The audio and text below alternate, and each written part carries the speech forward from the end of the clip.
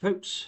So, I mean, the video title probably tells you roughly what's happened, but basically, you'll remember like mid last year, I think it was July last year, I made my first step towards kind of just admitting defeat, basically, and just acknowledging that I would have been much better off being passive and not looking for dividends and all that stuff. So I sold City of London, but put the money into global trackers. So basically, I mean, this is something that I've been gradually pondering for a long time. Part of my ponderment was sort of looking at this kind of portfolio that could replace everything, basically. And this is the sort of, I mean, to be honest, this isn't exactly.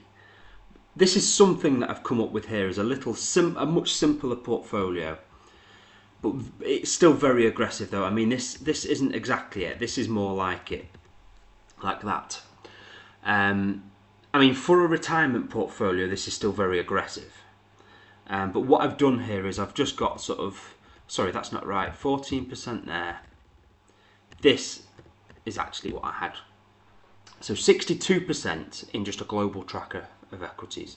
And then 8%, well, actually 16% in kind of value trackers, global value trackers. Although I say global, so what I've got here is, as a proxy for value, we've got here is Vanguard High Dividend Yield ETF, which is global. And then an actual value ETF here is XDEV, which tracks the MSCI World Value Index, which as we've learnt before, when they say world, they don't mean world, they mean developed world. So it's a bit annoying that one's developed only. I would have preferred it if that included emerging markets as well, but I can't really find anything that's just value and the whole world. But yeah, I've got that. So what I've got here is, yes, like 16% in kind of value or value proxy ETFs. And then for a bit of excitement, Scottish Mortgage stays in there just because it's so different from everything else. They don't really fish in the same pond as my other kind of global investment trusts. And so it's just 8%. And also, you know, it has these massive swings up, these massive swings down.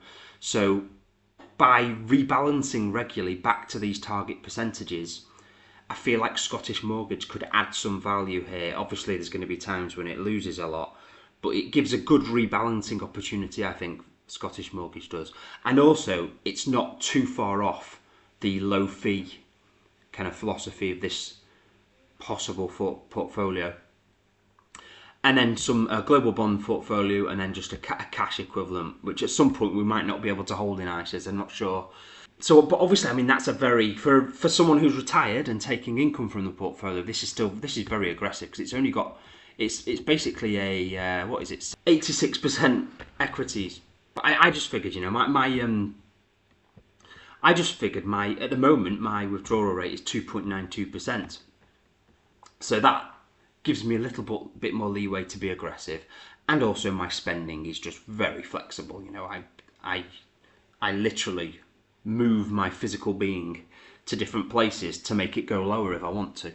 So I don't know, I figured, and I just have a high risk appetite in general. So that's why I figured this low bond / cash allocation is okay for me anyway.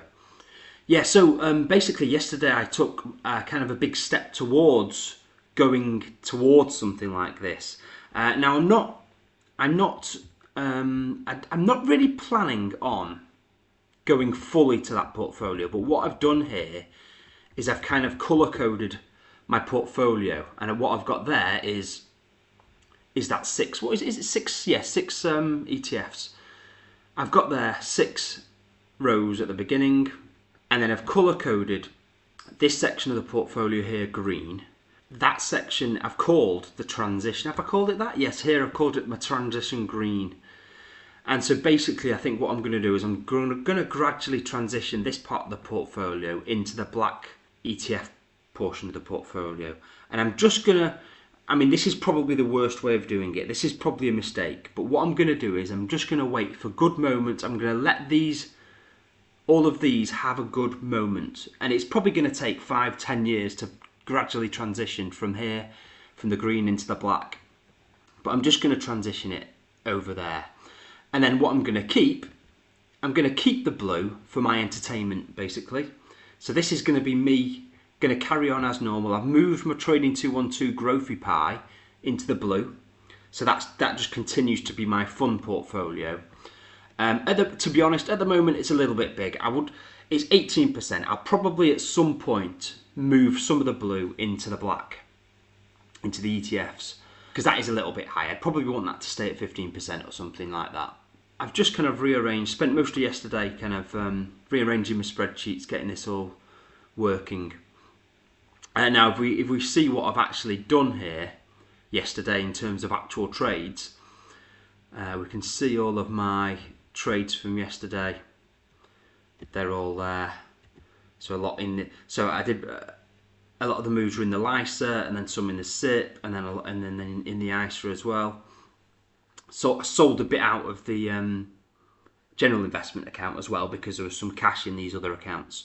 So I could use up some of the cash that were in the tax wrappers as well. And we can see the overall moves here. We kind of total it up over the different accounts. We can see here I sold all of Murray International. Now I figured it was a good time to sell all of Murray International because it has had a good few years. I mentioned it in my last video, I think, that it had been doing really well for quite a number of years. Give me a chart here. Yeah, it's a 5-year chart we can do just to compare it. Okay, so Murray International's up. If you just look at the share price, it's up 82%. Okay, yeah, so that's good. Okay, that's good. So it has actually beaten the All World Tracker and the Value Tracker. Sorry, the High Yield Tracker. And then if we add XDEV, which is the Value World ETF, okay, so this Xtrackers World Value one is the only one that's beaten Murray International. So yeah, the fact that it's in a good moment, it's outperformed the market for the last 5 years. I figured, why not? This is a good time to sell it. And you know, as I mentioned in the last video, these trusts generally aren't on premiums to their NAV. So it feels like that premium to NAV can't last forever. And you know, I mean, I'm not going to look back here. In fact, yeah, you can see I'm not going to look back because I've deleted it from my favourites. That's why I couldn't find it. But yeah, it just felt like a good time to get out while it was trading at I think it was a slight premium, 0.52% to its NAV. And you know, that's not normal for these trusts. And it's had a good run of performance. So I figured sell all of that. So that's what I did. I sold it all. And also, I tidied up VWRP. That was in the LISA, I think. So because I was also buying ACWI in the LISA, this was a good moment to sell the VWRP, which is the kind of more expensive version of a global tracker. Obviously, I put all of the money. I put a load of money into ACWI. We'll see the results of it in a bit. I also sold most of Lowland. And there's still a little bit, you can see here in the portfolio, there's still a little bit, but that's in the general investment account. And I haven't got any more cash in tax wrappers yet. So when April comes around and I get my new ISA, LISA and SIP allowances, I'll put the rest of Lowland into this black portfolio here. So that will be going. But again, this is another one that there's no chance that it's outperformed the market. But if we look up, yeah, because like I say, Murray International's outperformed the market over the past 5 years, but that isn't exactly what I need that isn't what I need to happen for me to sell it. Because if we look here, Lowland, there's no chance that it's outperformed the market over 5 years, absolutely zero. Although to be fair, it's not a bad performance, 74%. Is that 5 years? Yeah, that's actually a lot better than I expected. That's better than Murray International. Why is that? I mean, it's got a higher yield. Okay, yeah, so maybe this is a better time than I thought to be selling Lowland. I didn't realise it's done so well in the past 5 years. You know what it is? I think it's the 5 years prior to that it did really badly. So if we go to 10 years, I think it's the 5 years before. See how flat it is there? Wow, which one's Lowland? It's the purple. Yeah, it's when you go to 10 years, that's where Lowland looks really bad compared to these other ones. and you can't plot 10 years. It's really annoying. You can't plot 10 years for Acqui. Okay, yeah, so that is actually a better moment than I thought to be selling Lowland. So yeah, I'm just going to wait for these things to go on a good little run, maybe a year or two of good performance, and I'll sell them and put them into the back portfolio. I mean, the chances are that when I sell them will be a bad time, because the chances are they'll probably end up going on a longer run of outperformance. Or they could just sit here in the green for 10 years because they'll never get back in fashion. Who knows? But yeah, I'm just going to gradually... And you know what? I could end up losing patience with them and selling them before they have a good performance. Who knows? We never know how I feel. I didn't expect to be doing this big move yesterday, but I just kind of did it. I'd been pondering it for a long while, but yesterday was not planned to be the moment to start doing it, but that's how it ended up. So yeah, these two here are probably very close to being sold, because they haven't exactly underperformed, and I haven't owned them for that long. So yeah, I wouldn't be surprised if these two get done at any moment. They might not even need a moment of outperformance, but yeah, they're the first two I reckon are probably going to go, because they are just pretty much global trusts. They're not that different from Acqui. So I would imagine these two would probably at some point end up going straight into Acqui. Because if we look here, what I've got a hidden column here. This is the percentage of the black. And as we can see, Acqui is only 45%, whereas my target here is 62%. So these two global ones, JGGI and FSIT, they'll probably go straight into Acqui. So if we go to, I think it's about 70 grand in both of those. We can see that I've got here a little column that tells me how to rebalance. Obviously, I'm vastly overweight Scottish Mortgage at the moment, but that's because the black portfolio doesn't have a lot in it. So I'm these are the targets, but these are the targets for if everything was in the black. So it's not going to get close to these targets until all of the green goes in there. But yeah, and while there's no green in there, I'm just going to go zero on the cash. I find it very hard to put too much in cash, to be honest. Yeah, for now I'll probably leave it like that as my target until the whole amount of green goes in there. But yeah, so yeah, the upshot of it is my Acqui's gone way up to 16.5% of the whole portfolio, and then we've got these kind of value ones that add up to 7.24%. Scottish Mortgage, haven't sold anything, but I will be soon. And then VAGs. Yeah, so that's the plan. And then obviously, because this is now just a total return portfolio where I basically kept the dividends. So all of the stuff I sold, I kind of took a note of how much dividend was being lost by selling it, and I've put it into this little column here. And I've just, for the sake of this spreadsheet, I've just distributed the dividends evenly over all of these holdings in the black section. Obviously, because there's nothing in CSH2 now, that zero gets taken. And the yield now of my kind of total return portfolio is 2.51%, which is nice and low at the moment. And then if we go to my portfolio overview spreadsheet, I've just changed the name of, that used to be Acqui / VWRP, I think it was. And I've now just called it Total Return Portfolio. Now, a couple of, I think Murray International and Lowland were both ex-dividend when I sold them yesterday. So basically what I've done is I've reduced the next kind of sell from the Total Return Portfolio. I've reduced it in the spreadsheet here.